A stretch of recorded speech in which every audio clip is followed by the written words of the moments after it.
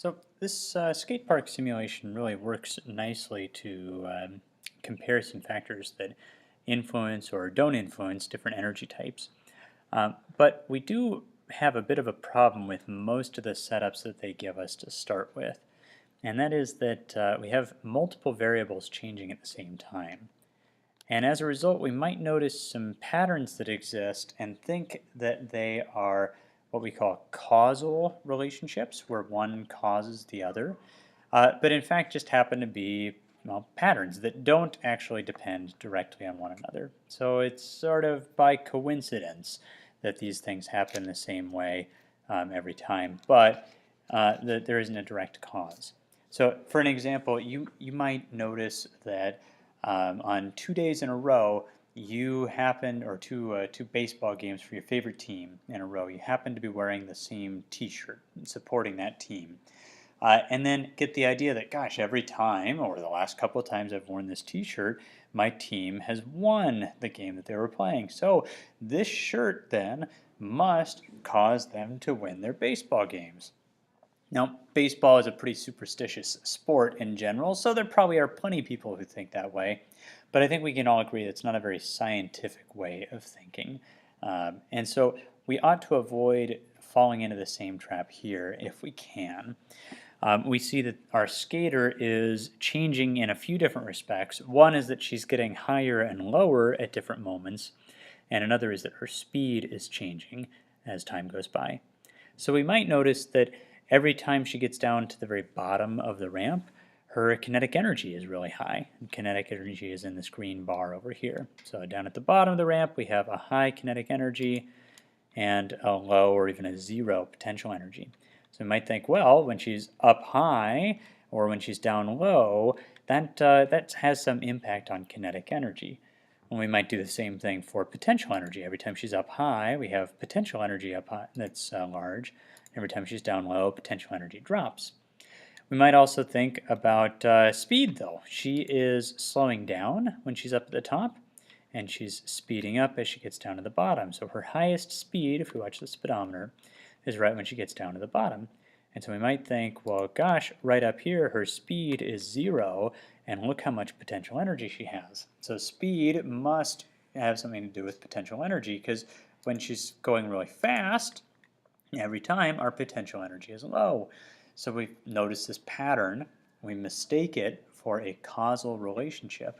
We think that speed impacts potential energy.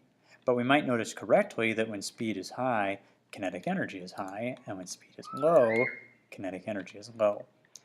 This is not a good experiment because there's too many variables changing at once, so let's design an experiment or a setup for this where we can change just a single thing at a time. So down here in the playground, I'm just going to enable the bar graph, the grid, and the speedometer. And I'm going to make two different ramps. One of them I'll put down here at the 2-meter mark, and I'm going to extend this part so we have this nice flat piece. And then this one, I'm going to go up 1 from this dot and over 2. And then I'll do exactly the same thing up a little higher. We'll put this at the 6-meter mark. This one goes up 1 and over 2, and this one is going to go all the way over to that spot right there. And try and keep it right on the line. Okay, so now we have two nearly identical ramps, only different in how high up they are. And so one question we had was, does the speed influence the potential energy? Well, here we can change the height without changing the speed. We can set up our skateboarder here and let her go to the flat part of the ramp, and we can look at what her kinetic energy is and what her potential energy is. And I'm going to turn off friction and run that again. Got thermal energy that complicates things. Try that one more time. There we go. And we see her kinetic energy and potential energy. Let's focus on, let's see, her speed there and her potential energy here. We're going to have exactly the same speed when we get up here because the ramps are the same. But notice that her potential energy is significantly higher. So speed didn't change, but potential energy does change. So that tells us that potential energy must not have speed as an important factor. Now on the flip side, we can look at height and kinetic energy. So we have Start her off here. Pay attention to kinetic energy right there, so it's below this first bar. When you get her up, start her on this one. And even though she's much higher up, her kinetic energy hasn't changed at all. Doesn't make any difference. So we know then that the kinetic energy does not depend on the height. Even though in the half pipe we saw that there was a pattern or a correlation between kinetic energy and height, we see that that's not a causal relationship, that her height doesn't cause any change in the value of the kinetic energy. Now we can change things like mass and see that kinetic energy and potential energy are both increasing.